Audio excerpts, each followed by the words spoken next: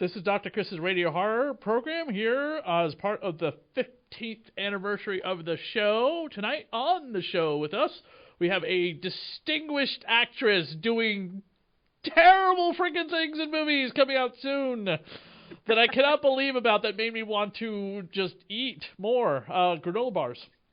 We have Devanny Pinn on the show with us, Scream Queen, Jersey Girl, friend of other accomplished actress guest Sarah French, and incredibly long body of work. Devanny has like a mile-long body of work, which is crazy how much she is working. Thank you for coming on the show with us. Thank you so much for having me, and that was a great introduction. And technically, you're not just a Jersey girl; you're from Texas too. I was born in Texas, yes, so and I grew up in Jersey, and I currently reside in Southern California. How many credits do you have to your name as an actress, would you say? Oh, man. Without looking at IMDb. Without looking at IMDb, I have about like 70 to 80 credits. I have several more that are not up there yet. Okay. You have 81. I get to work. I'm sorry? You have 81 according to IMDb for actress. Oh, there we go. Yes. Okay. So, not counting everything else. Which is, I've been working like very consistently. I'm very, very lucky since I entered the genre as a teenager, and it's what I love. So when you get to do what you love, it's always a good thing. And the first thing you did was the Michael Jackson trial. You were a juror. That's interesting. Like the made-for-TV movie about Jackson's.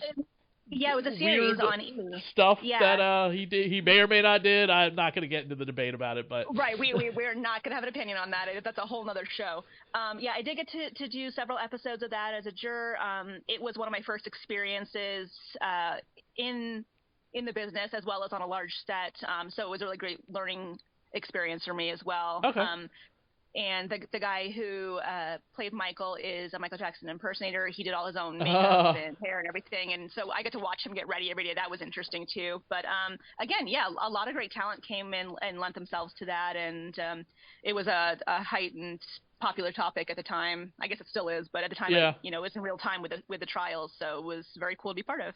Now, let me ask you a question. Early in your career, you're playing characters like Wild Wild Girl, Hot Girl Host, Cocktail Waitress, Bikini Girl. And in the age that we live in today, where roles like that are not favorable to people anymore, do you still take roles like that? Has your opinion changed on me? Like, you know what, I did that when I was 20 years old, and because I was in... You know, I wanted to do whatever to land any role as long as I felt as though it was appropriate. But now I don't want to do that anymore. How is your opinion on those kind of roles in movies these days? That's a great question, and actually not one I get asked very often. Thank you. By the way, I've asked this question before, and a lot of people usually really appreciate it. Only one person turned around on me and said that they didn't appreciate those questions. It shows my attitude about females in general. By the way, this didn't come from the artist. This came from the artist's boyfriend. That sounds right. Okay. Yeah. That's also another show. We're not going to get into that. Okay, yeah. I am grateful for the question. Thank you. And Go ahead. Happy to talk about it. So I don't think that being the hot girl host, which was literally my title. That's what I said. It's on a show called Stupid Face, bringing sexy back. Exactly. So first of all, the show's called Stupid Face, and you obviously know what you're getting into if you're signing up for that show. So I was not opposed. It was light and good fun. I was kind of I came on to the entertainment scene, like kind of with a vengeance with everything that that's how I am with everything in life. I really just dove in and wanted to know as much as possible, learn about as many different kinds of things as possible. I happened to be really hot young girl at the time, and I was proud of that. Only back then. She's no longer the hot girl after you see her new movie. Well, it's just not what I pursue. I mean, when you're 18, 19, you're kind of just I was out on my own for the first time, and I was just having fun living life and learning about an industry I was fascinated by. Mm-hmm. So I sought those roles out, and I wanted to learn as much as I could, and I knew that while I wasn't a legitimate professional yet, I could still lend myself to those roles. I did a lot of music videos. I did some reality TV. I did some appearances as the hot girl in it. I wasn't sure which direction I wanted to go in the industry. I actually started in a pop girl group. and I was doing a lot of modeling and such at the time. So I was literally just getting my feet wet and everything. And so I was not offended by playing the hot girl. If anything, I thought that's what I could contribute to those roles. And again, playing the quote unquote the hot girl host on that particular show, I had just signed up with Trauma. Oh, sweet. Yeah, who started my career. My first entry into the business was a horror movie, and from that movie, Lloyd Kaufman actually found me and kind of took me under his wing and was teaching me about the film business. And so I toured with him as a Tromette for many years, and so I felt empowered being the hot girl. I sought it out. I worked with Lloyd as a Tromette, but also on the business side of it. And so I used that to get my feet wet in several different areas of our business, and I was proud of it. I'm proud of it still. Is it something that I seek out now, you've asked?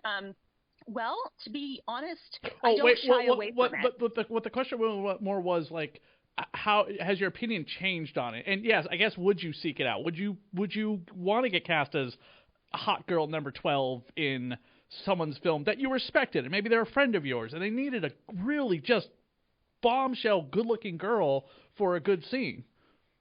I absolutely would, because I'm very fortunate.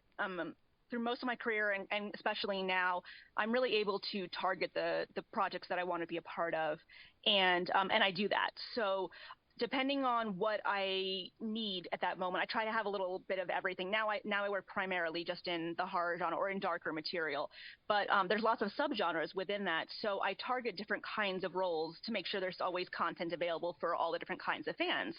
And so every so often I do some more serious type of work, some more ugly characters or more serious, real-looking people characters. And then sometimes, for instance, more recently I did a film a couple of years ago called Bus Party to Hell, and it was a team that I very much enjoyed and wanted to work with, and they were making a horror comedy. It knew exactly what it was. I got to play in just one scene as literally the hot girl that is just there for an exploitation scene, but it was so well written and so funny, and it was opposite Tara Reid. So I was like, absolutely, I want to seek that out and do it, and I did it. And people who are looking to follow my work for the hot girl factor were very satisfied by it.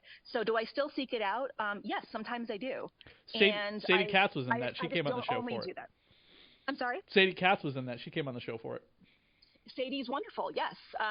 She's also someone I was looking to work with. We unfortunately didn't get to film together on that movie, but yeah, again, she's another one who does both, who does hot girl roles, who does serious, dramatic, real type people as well. And I think that if you really love your craft and you really love this genre, you have to be able to do both and be able to do both well. That's a great answer. That's a fantastic answer. Well, thanks. That's the answer. That's kind of the answer that I was looking for. And some people are like, no, I'm not doing like nude anymore. Or I'm not doing monster movies anymore. Or I've actually stepped away from acting and I'm going to be a director now. Things like that. No, that's not fun. One of the most I want to say, and I don't know how to say this. I don't want you to take this offensive because you're not the director of it. It wasn't your film, but you were the creature star of it. Was Crossbury, This Is War. If that movie had I don't know what the budget of that movie was, but if that movie had a budget of a couple $1 million, I think it would have been a lot better than it was. All right. Well, so I can tell you because I was actually the producer on that movie. Oh, okay. Sorry. Yes. No, you're not wrong. I completely agree with you. That movie, including a on-location shoot in New York with transporting and housing the entire crew and cast, the entire budget of that movie was under $100,000. Oh, that's like the story of I don't know if you. I'm assuming you're familiar with Cannon Films. Oh yeah. And honestly, the director the writer is a fan of Cannon Films, so this was kind of like his love letter to it. Right. So they took money from Superman 4 to finish Masters of the Universe, which is why Superman 4 looked as bad as it did. Because after correct. 3 Superman movies with Warner Brothers money to make special effects, make you believe that Chris can fly. By the way, the reason I bring this up is this is the 60th birthday of Christopher Reeve, if he had still lived today. Happy birthday! Yeah, 60 years Christopher Reeve would Yes. still be alive. So that's why I bring it up. That movie is now actually, funny enough, there was a fan, like every day he says after work he comes home and he works on the new cut of Superman 4. Oh, jeez. Painstakingly putting in the special effects that should have been, plus cleaning up the archive footage, which is easily accessible online, of all the deleted scenes. That makes the movie story make more sense. Well, I'm actually excited to see that. I am too. Yeah, that's pretty interesting. He does the Great Wall of China scene. That was the first piece of footage he posted. It actually shows like Chris sped up reassembling the Great Wall of China, and not that stupid looking at it laser reassembling wall vision crap they gave him. But you play this creature in the movie, which I've seen, which is why I'm bringing it up. The Crossbreed is the name of the creature. And I was always like, this is like Sill's backwards valley cousin. Sill being the creature from Species. Species, yes. This is a hot creature played by a gorgeous actress like Natasha Hendricks. But of course, Natasha did not put that Sill costume on. But that was you in that costume, in that makeup, so. Yes. All the freaking props in the world for that, because Jesus Christ. So here's the thing with Crossbreed. Crossbreed knows what it is, enjoys itself, doesn't take itself too seriously. It's meant for canon fans. I think despite the budget, we were successful in that. Brandon, the director, was very, very slowly. We were making more movies and really pursuing the business side of it a little bit more aggressively. And it was really hard. We kept having projects with large budgets that we would almost get greenlit and then not quite. And so he wanted to make the transition from genre horror movies to action movies. And so we thought that doing a sci-fi movie would be a nice bridge between that to kind of shift gears a little bit. And we really only, not we, as me, I really only knew how to raise money for intimate horror movies. And so one thing that we try to do always is, despite the budget, is to put as much as we can on screen. So we made Crossbreed with the intention of showing just a few moments of, here's what we could do if we had a little bit of money, someone give us a shot. Fortunately, that was successful. There was enough potential there that we were able to move on to much larger budget projects, and he now has some great stuff coming out with real budgets behind it. But it was honestly just a lot of people who loved the genre and loved filmmaking came together and just had fun. We had fun making it, and we had no idea how it was going to compete. It was supposed to just be a little underground thing, but the release it got made it seem like it was much bigger and kind of put it against much larger budget productions. And I think people's expectations became a little bit skewed. I mean, we ended up on prime time during the election. We were on The View during the prime time because apparently Vivica Fox in this film, it was the first time a woman had portrayed an African-American president in a film. So we made worldwide news and prime time worldwide news. And so it really became on a lot of people's radar. And I think people thought it was a much bigger, fancier Independence Day type movie than it really was, which was just a tiny little no budget labor of love, proof of concept, if you will. So it was just supposed to be a fun watch. It's got, canon style testosterone and some crazy over the top elements and, naked aliens. And so that's the movie we tried to make. Naked aliens for the win. Right. I know. I said, okay, if we're putting an alien in this, like, I know who this audience is. It's men and and lesbians. Yeah, I was like, what movie do all the people like the alien? I'm like, either it's the alien from Alien, which obviously we don't have the budget for. I was like, what's the next best thing that's memorable? It's like, oh, Natasha, obviously. I was like, well, I can get naked, and and here we are. And it ended up being one of the more favorable elements of the movie, go figure. But as it is, I'm still proud of the film because I think being able to transport, 100-person crew to New York and, shoot a futuristic in-space movie with no money is an accomplishment, and I'm proud of it. I don't. It's not for everybody, but it was for me, and I loved it. Orgy of the Damned. Oh no. Okay, I gotta point something out about the cover for this film, the thumbnail image. It is one of the most overused, I think, public domain pieces of artwork out there for vampire-related books and movies. Vampire erotica? Yes. No, not just vampire erotica. There's actually a really good vampire story that takes place over 3 centuries of stories for a vampire. How they were created, their kind of day-to-day college life, a little bit of the future with like the plague wars or whatever. I guess they predicted COVID. Interesting. Yeah, That's and they use this same kind of artwork with the girl, her mouth open, being bitten into, or it's something. Or they mirror reverse it in a way. Yeah, my favorite one, ironically, is the one of Sarah French as a vampire. I don't know if you've seen that one. The one where she's holding the her clothes up, pushing her breasts up. Yes, I have that framed. Yes, that one. Signed by her. Sorry, Sarah. Yeah, no, that's my favorite. I think someone did that as a tattoo. That one for the win. Yeah. Wait, doesn't she have that tattooed on herself? Like Joe Netter, her boyfriend, has his face tattooed on his buttocks? I wish Sarah would get her own face on it because that would be amazing. She does not have. I don't think she has any tattoos, if I remember correctly. Oh, okay. But Joe does in fact have his face tattooed on his buttocks. Buttocks. And I have seen it many a times. Yes, we all have. If you would like a signed photo of Joe's buttocks or his surgery scar from his back surgery, you can find him at a local horror convention, whatever those that may be. They're a little busy doing pretty boy things right now, being big in Hollywood with that, but yes, Pretty Boy's doing well, so we're excited about that one. So is Orgy of the Damned like polarizing for you? Is that why you were like, oh God, he brought up the one film I said we shouldn't talk about? Oh man, no. Here's the thing. I stand by everything that I've done. There's some things that I would go back and maybe not do again. This may or may not fall on that. But I actually haven't spoken about it in almost a decade, so it just it is a little polarizing. So yeah, okay. Here's the thing. It was beautifully shot. We shot in a Gothic castle. Ooh.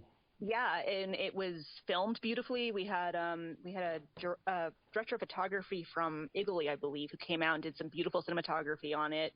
The actors were pretty great. It was kind of eyes wide shut, but in a vampire setting. And I loved the premise. Yeah, it was. They just did something like that on Harley Quinn with the Court of Owls. If you watch the Harley Quinn cartoon. Right. Which was, hilarious. Hilarious. Wasn't going to say that, but yeah, absolutely. So I had a small part in this. Unbeknownst to me, it got bumped up to a larger part in post, and then became a selling point for the movie for a while. And that kind of selling point. Yeah, I wasn't quite signed up for how prominently featured I was going to be in the film, but the good news is it only sold a couple territories abroad and then has vanished for the most part. So it all worked. That's probably good. Moving up sorry. Yeah, it's fine.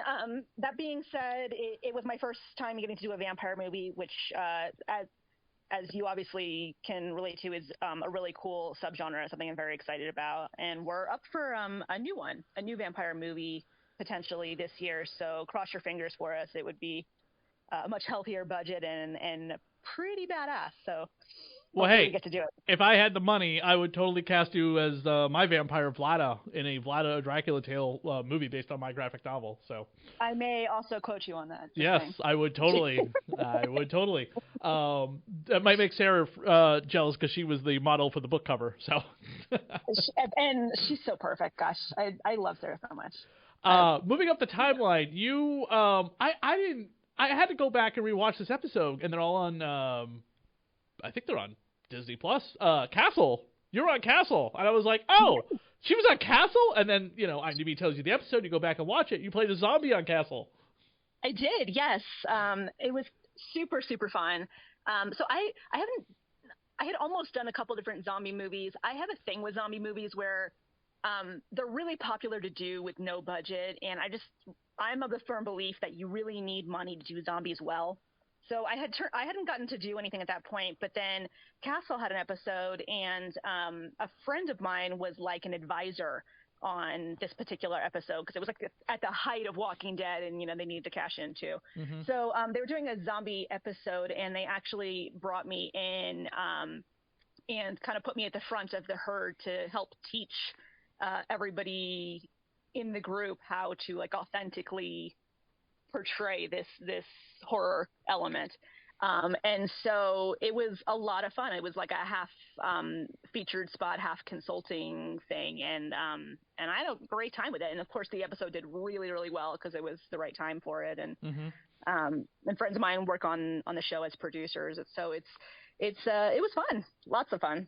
I actually like doing TV. I would love to do more of it. Is there a creature you haven't played? Because we're about to get to one more. I didn't realize there was a connection between us besides Sarah French. David Zagorski? Zagorski, yeah. Yes, he lives here in Massachusetts. I've known him off and on. I don't know if we're friends, we're colleagues, we know each other. We're friends on Facebook. Yes. We're not enemies in any way. Just I don't know him extremely well. So other than through conventions, you know what I mean? And we've commented on each other on Facebook. He's a very sweet guy. I've known him a long time now, since before shooting that movie, and he's also an avid horror fan. So yeah. we really bonded over those elements originally, and then I came out to film with him when he did this remake. Yeah, and you were Satan in one of his movies. I played Satan. Yes, I did. I mean, how could he turn that role down? I mean, when he pitched it to me, I was like, all right, yes, I got to get in on that. That's fun. That's why. That's just makes me to drag you back out here to Massachusetts to do Vlada if I could ever figure out how to do it. Someone's just like, you could do your Vlada for like $1,000. I'm like, how? They're like, very easy. You have like 9 people in the cast and they go like to 3 places. That's the thing is if it's contained, you can get really creative. We made movies when we first started very, very cheap, incredibly affordably. And if you just call in, especially if you're just starting, you call in all the favors from all your friends and family and anyone you've ever known and everyone in the genre. Oh, well, nope. I already did that to get Vlada funded as the graphic novel, so I'm already screwed. Well, don't they want to see it come to full live action fruition? Absolutely. Call in a few more favors. You never know. Here's the thing. I'm a big champion, a big cheerleader for people putting their art on screen. I think if you're passionate about a story, that you should tell it. I have ideas for it, but there are other easier projects that I want to do first, and maybe to see what happens. Maybe someone will be like, "Hey, I want to do Vlada as a feature." I'll be like, "Okay." I already wrote you a script. And here's a comic book. Always in the book. Absolutely. Book adaptations are very popular right now. So there's always a way. Just kick it around. And if it's your passion project, then you're right. Hold off. Get your feet wet a bit, and then make sure it's done right. There was I've interviewed this director probably like 2 or 3 times, and I've never seen this one film that she's done. Only because I've heard so many different things about it. Truth or Dare?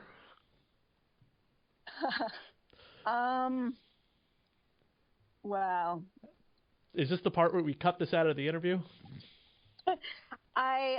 Well, full disclosure, the director and I were close.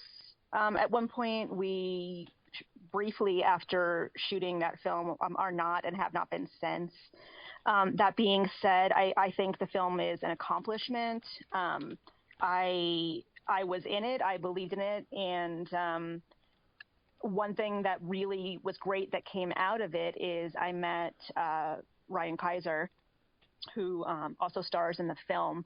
And it was his portrayal in Truth or Dare that really inspired the belief that he could take on my passion project, which was the Charles Manson biopic, House of Manson. And Brandon Slagle said he would not make that film unless we found the right person to play Manson.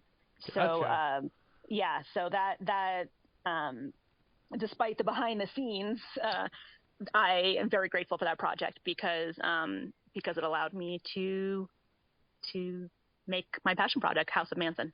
That's totally fine and totally professional.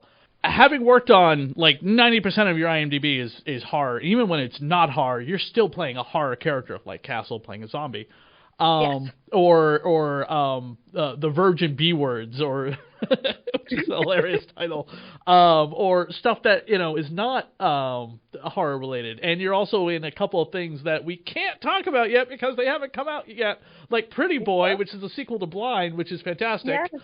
But Yes, I guarantee I can't. There's nothing you can probably talk about with that movie yet, just because they're working on stuff behind the scenes that could be beneficial. Yes, So they are. I'm so excited to talk about this. I have been bouncing in my seat for a year, unfortunately.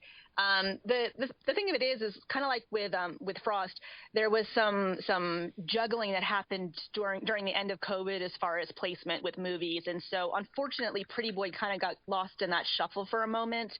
But I'm very happy to report that is no longer the case. It does have a slated release, and I'm not allowed to tell you that because that is not mine to tell. But you will be seeing it very soon, and I cannot wait to talk about it more. I'm sure many people listening have seen Blind or at least heard about it, and I, being a fan of the genre, I absolutely loved the film and championed it. And Marcel Walz, who is the director for that, is also an old friend of mine and Brandon Schlegel's when he was making films in Germany. And so coming over here and making this movie with our friends, I just was so excited to support them. And then it just was a bonus that it was a phenomenal movie. So when they decided to make a sequel, I, of course, jumped at the chance to be part of this amazing franchise, and I can't wait for everyone to watch it. So much fun. The Sunday Night Slaughter sounds like a ABC Disney Channel made-for-TV movie in the 80s from hell. That's a great tagline. I mean, I'm sending it to the director. Yes. I haven't seen this, but I had heard about it several times. A screener came to me. I unfortunately passed on watching it to do something else.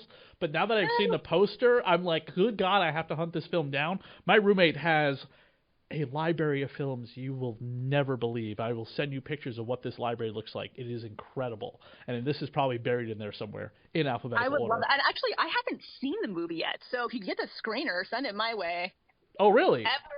Director Edward, if you're listening to this, get me a screener. We actually shot this years ago, and it's an anthology film that is put together by some amazing, talented filmmakers. And I'd wanted to work with Edward Payson for many years, and so I got to be in one of the segments for this, which is super, super fun. When I read the script, I was like, all right, yeah, I definitely have to get in on that. So unfortunately, I think because they filmed it like one piece at a time over a couple of years. So I knew that it was done recently, but I don't know what happened to it since. So if they're sending out screeners, please try to get a copy of it. I would love to check it out. I just assume he does because he gets a ton of stuff legally. So I just assume it's in his library. By the way, I just posted to my personal Facebook page profile Devanny Pinn on the show tonight, and we talk we gab and talk all about Dave Zakorsky and tag him in it. Yes. He'll get a kick out of that. Everyone watch The Devil's Nightmare. During COVID, you I mean, like everyone, you kind of like stayed home and you did nothing. Did you feel relieved to take a break from being, on go for God, it looks like you do like 10 films a year. I try to average about 10 movies a year. I really don't know what to do with myself when I don't have a movie going. So when COVID first hit, I think a lot of people could probably relate, I wasn't that upset about it because I was like, oh, a forced break. We're just going to chill out for a little bit, because without something that literally was forcing me to stop working, kind of, I would not have. I never have. I'm a workaholic. So it was, I needed that, actually. I didn't realize how much I just really needed to take a mental, physical break. Of course, that break turned into years. So then it got about a year and a half, maybe a year, depending right. on your own Geez. health, I guess. Yeah, the nightmare that happened for you, it went on for years. So for the first few weeks, and even say like a month and a half, I was just loving it. And then after that, I started to get antsy, and then I got panicky, and then I was depressed. Frankly, that year mark, I was just not having it, and so. I actually decided to do something productive with my time. So I had wanted to start a family, so I did indeed get pregnant during that time. So yeah, I didn't want to take away time from filming, so I was like, all right, what can I do while we're sitting home for a year? Oh, it's making sense now, right? Yeah. So now that was going to be my first question in a film we're about to get to. To get pregnant, and go figure. As soon as I did, I actually found out I was pregnant while shooting Pretty Boy.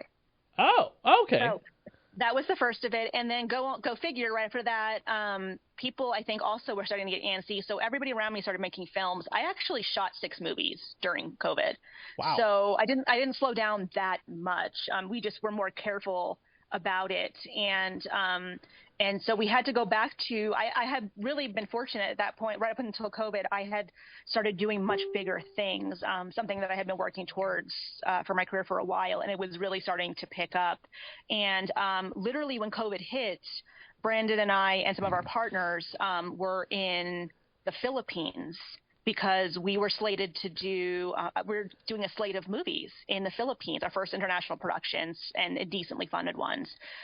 So we were location scouting in the Philippines, and everything around us started to close down. And we're like, what's happening here? So with COVID, of course, that slate didn't happen because the whole world shut down and everything dried up. So I literally was going back to my roots, which was doing micro-budget project and more contained movies again during COVID to try to be safe. We couldn't have big crews or big casts. I filmed Death Count. I don't know if you've seen that movie. Also with Sarah French. Death Count. It is a torture movie. It came out a few months ago, and it is a fan favorite. So it's kind of like a Hostel type movie if you like torture films. It's got me and Sarah and Michael Madsen and Costas Mandler from the Saw series. And we actually, that was the first COVID movie we did because they were trying to figure out how to film contained horror. And so just brief background on that is it's a movie about people who are abducted and placed into cells and forced to torture themselves for an online audience, and whoever gets the most likes gets to live, and whoever is the least liked by this online audience is offed. I did see that. Okay. Yes. So that was the first attempt at creatively shooting a movie without anyone else around. So we literally filmed one at a time in this single cell with no other actors and with just a couple of crew to safely do COVID. And then Pretty Boy shot after that with again, just mostly one location and a very minimal crew to be safe. So that kind of takes me into the main movie we're talking about today, which is Frost. And Frost came from the COVID restrictions, and our producer, James Cullen Bressick, was trying to figure out how to successfully tell a story in these COVID-friendly settings, and that's what gave him the idea to commission Frost. Yeah, I mean, I was watching Frost, and I'm like, wait, is that her? Yes. Was she pregnant? Yes. Yes. So at that point, I shot several movies. I shot Appetite for Sin, which is also a vampire movie, and a few others that I make cameos in as well. And it's at that point I was really starting to show, and so I was like, okay, I can't take on a lot of roles at this point because I'm very, very visibly pregnant, and the producer of it was like, okay, what can we do with this actually? And so he was researching true stories, and he had found an article about a woman in Asia with, well, without spoiling it, with our plot. Yes. Let's call it the plot. Okay, so by the way, I think I mentioned this before we started, what I thought the movie was going to be about. Have you ever seen The Grey with Liam Neeson? Yes. Okay, yes. Your movie poster looks just like that. And I'm like, is she going to fight wolves? I didn't look into the pregnant part. I mean, it even says, a young woman and her estranged father fight to survive being stranded on a remote mountainside during a winter storm. It does not say you're pregnant. No. But you click on the poster, there is some blood. And you're like, does she become a werewolf? Is this about a Wendigo? Does she that would have been a fun twist, too. Yeah, does absolutely. She fight? Well, don't you become a Wendigo? Absolutely, yes. Yeah, that's you do. Definitely what this movie is. Yeah, 100%. Exactly what this movie is. And I'm like, oh, maybe she becomes a werewolf. Maybe she fights a wolf. Maybe it is like the Grey, and it's a woman who, her strange dad is probably old, so he gets injured, and she's gonna wrap the broken bottles around her fist and punch a wolf in the face. I'm really upset we didn't do that now. Actually, that's a great scene. Talk about your co-star, the wolf, by the way, Shadow. Was that a real wolf? That is a real wolf, yes. Jesus Christ. So, yeah, By the way, people, wolves are not dogs. They are dangerous creatures that need to be handled with kids' gloves. Imparting on you since they were a puppy out of the mom's womb is probably the best ones to be trained. This Shadow is an entertainment wolf, if you will. So he lives on a ranch here in Southern California with his wolf pack, who are also in the entertainment. Shadow is the most veteran actor of the pack. He was on a variety of TV shows and movies. He was one of the wolves in oh my God, I forget the series now. Huge series, Game of Thrones. Oh, he's one of the wolves from there. Yes, the dire wolves. Yes, exactly. Thank you. See, I knew you would know. So he was one of those. He was the most trained and controllable wolf to avoid a variety of scenarios that could go wrong, and also, frankly, to be more affordable. We filmed on location just for Shadow's day, and Shadow does some solo work in the green screen studio, as well as on his ranch, and then he also does do a scene with me. Well, frankly, spoilers, attacking the car and attacking me. And those shots are real. Style. And yes, there's no CGI there. That is all real interaction with me and the actor Wolf. And he had a handler the whole time. It was great. Just want to give a shout out to their team too. We had amazing handlers who were able to train him to do the jump ups and attacks into the car in literally just a day. They're a fantastic team here. So thank you to those guys. So would you say Shadow is probably the biggest star in your movie? Absolutely. And he's also probably the most experienced, which really says something, because Vernon Wells is pretty experienced too, but honestly he's got nothing on Shadow. It's so funny. Well, if and I believe you, Shadow's been on IMDb, has been on Game of Thrones, but on IMDb it's not listed anything other than Frost. Yeah, he does not have an IMDb page, and we just thought that was not okay. No, so I mean, especially if he's in how many episodes of Game of Thrones?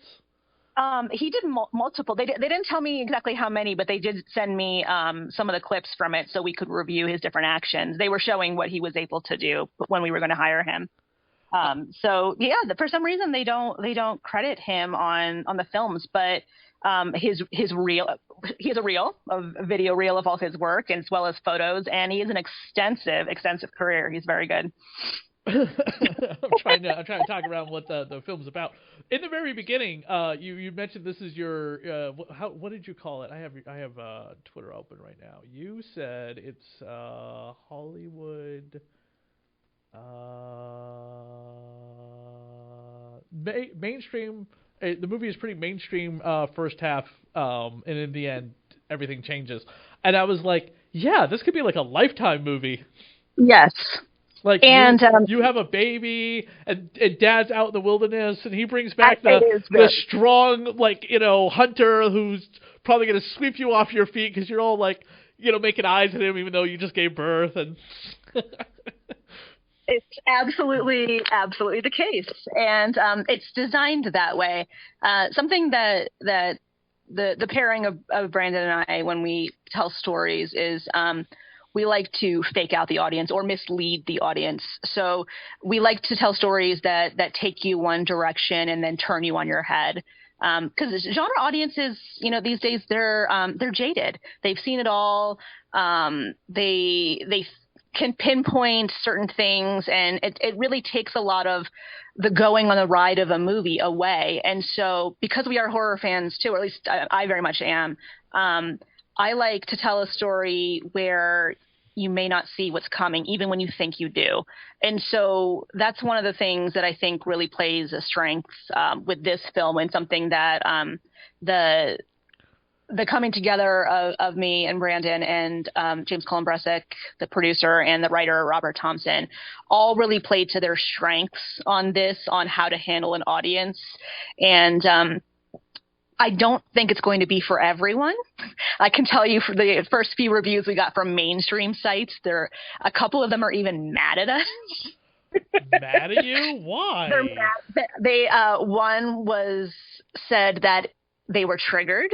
Another one said that it should come with a warning and a disclaimer. And I think they thought that those were negative things, but I literally have been using that as my advertising post.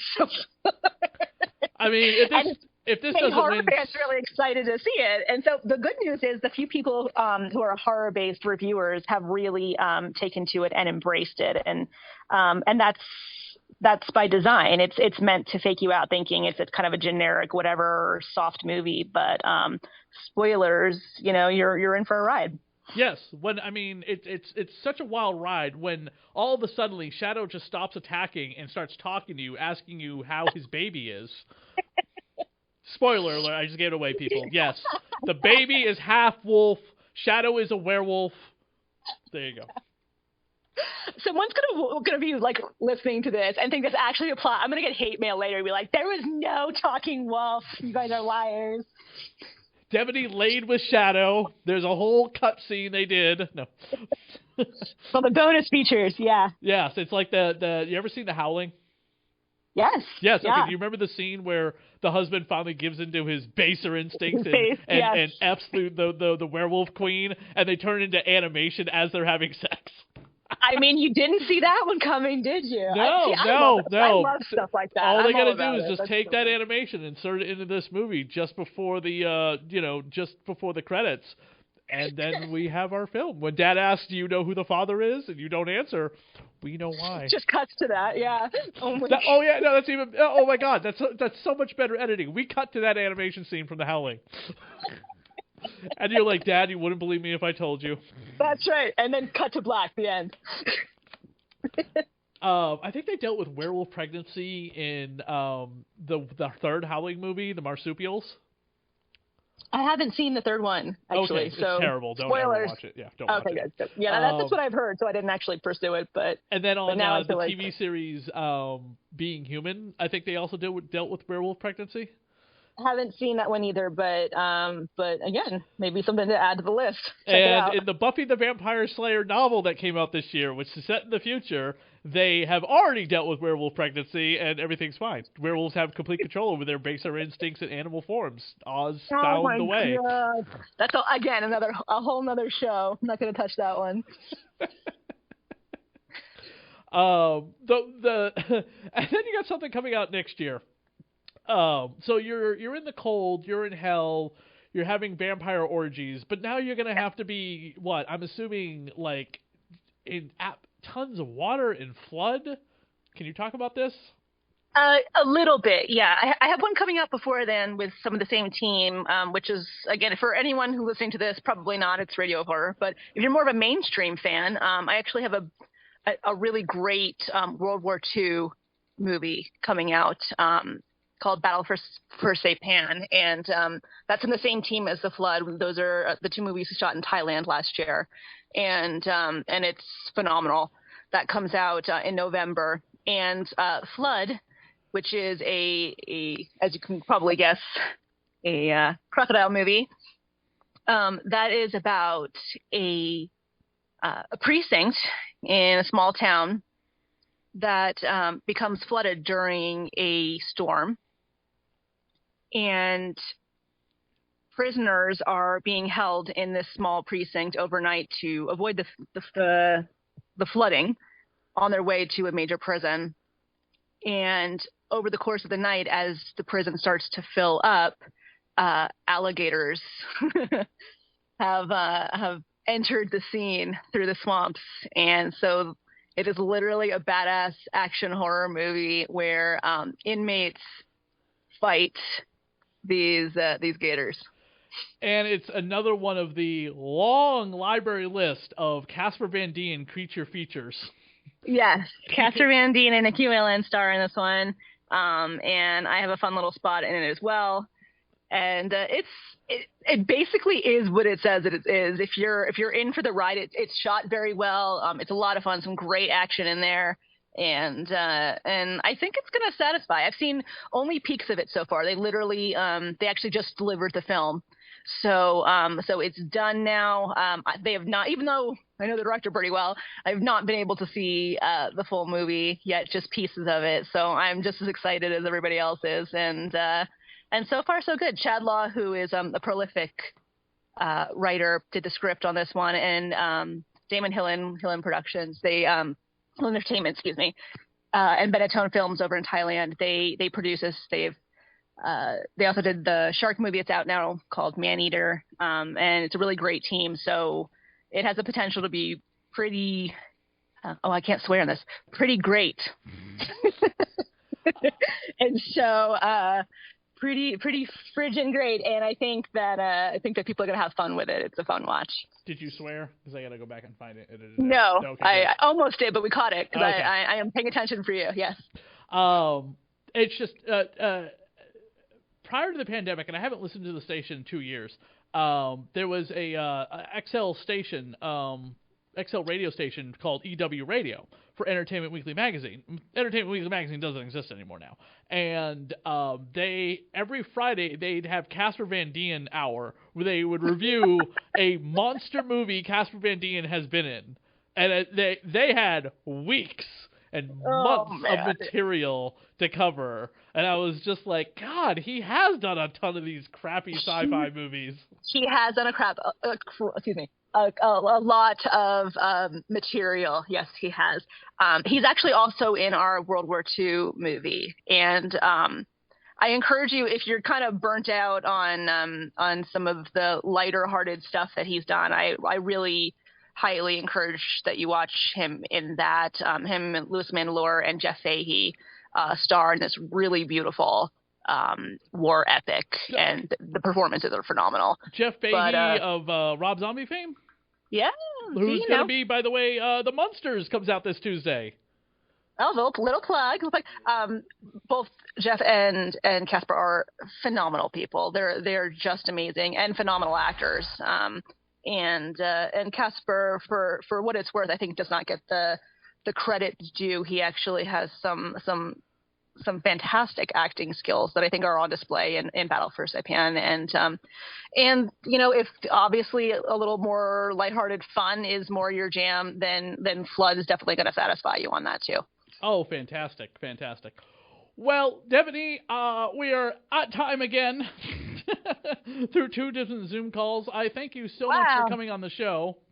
Thank you very much. Time just flies talking to you. I love talking horror. I could do it every day, all day long. But thank you for giving me the opportunity to come on and do it with you.